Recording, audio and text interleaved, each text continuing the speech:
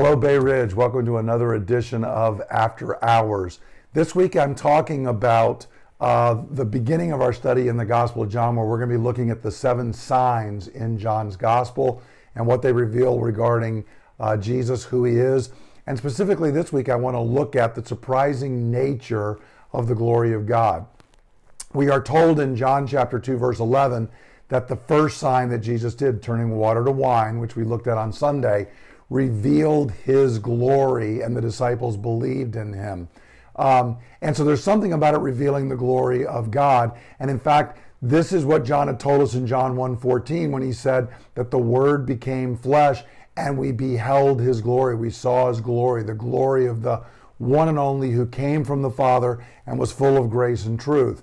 And so there's something about the glory of God that is revealed to us. But what is that? What is this turning water into wine actually reveal to us in this miracle? Well, there's a couple of things that are revealed. The first thing is it reveals the surprising nature of the glory of God.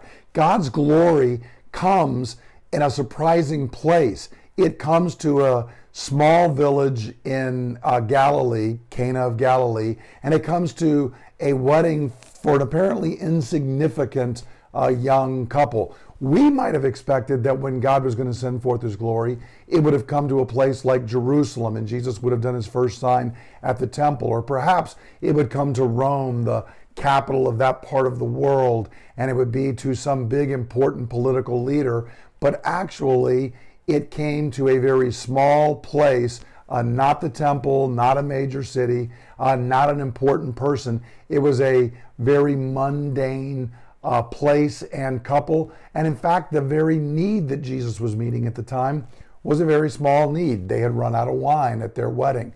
No one else outside of that village would have probably ever heard the story, except for the glory of God comes there. So first off, it's surprising in the place it comes. It comes to the everyday life of normal people. But remember, the Word became flesh and we saw his glory. So he's coming to us. Secondly, we learn that God's glory is surprising because it's very often hidden from the eyes of the unbelieving world around us. Notice that Jesus does this miracle behind the scenes. He doesn't step out. He doesn't make a big announcement. In fact, that may be part of the conversation between him and Mary, which is a little bit cryptic and sharp, but Mary may be expecting Jesus to do something public, and Jesus is saying, well, my hour has not yet come. He then does the miracle. He performs the sign, which Mary seems to be expecting, but in a way that was very much behind the scenes. In fact, the only people that are aware that Jesus did this miracle are the servants, we're told, who took the water that became wine, and the disciples and Jesus himself. We're not even sure if Mary herself knows, though she probably ultimately knows that. But the master of the feast doesn't know, the bridegroom and his bride don't know, none of the guests know.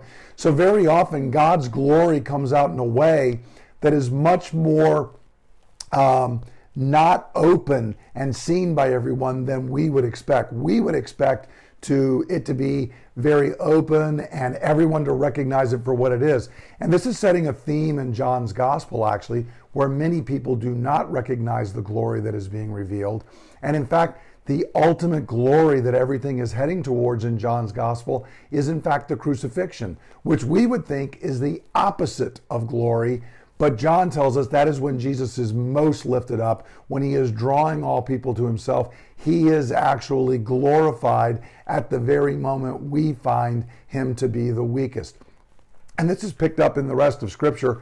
For example, Paul tells us that our treasure is hidden in jars of clay. We seem to be weak, but it's in our very weakness that God's glory is actually being made manifest, that God's strength is working out through us. And then finally, God's glory is surprising because it meets our needs with great abundance. Even though it may be at an insignificant place, even though it may be missed by others, notice the abundance that comes in this sign. God's glory is seen because Jesus doesn't make just a little wine. In fact, it's somewhere between 120 and 180 gallons of wine. That's between 600 and 900 bottles of wine. That is a lot of wine, friends, for that celebration of that family out there. Everyone's needs were being taken care of because the glory of God meets us with abundant quantity. Secondly, however, notice that there's abundant quality. When the master of the feast tastes it, he says, "This is the best wine." It wasn't like new wine, which is often sharp. It is like old, aged, fine wine, even though it was just immediately made by Jesus.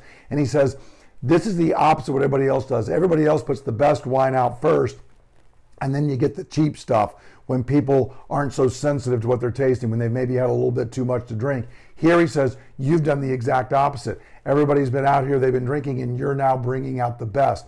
Because the glory of God not only provides abundance in quantity, it provides abundance of quality. And all of this leads to Jesus saying, hey, the thief comes to steal and kill and destroy, but I've come that you might have life and have it more abundantly, have life to the full, life overflowing. When God's gracious glory comes and it meets your need and mine, it supersedes everything that we could possibly think or desire. It comes to meet us in an abundant, overflowing manner that more than meets our needs. So God's glory is surprising. It oftentimes comes in ways we don't expect. It's not even recognized and seen by others. But when you experience the glory of God, it more than abundantly meets your needs and your expectations. I hope this is encouraging and helpful to you. I hope you will have eyes that are open to see the glory of God. And like Jesus' early disciples, when we see it, we would put our faith in him. God bless. I hope you have a great week. I look forward to seeing everyone on Sunday.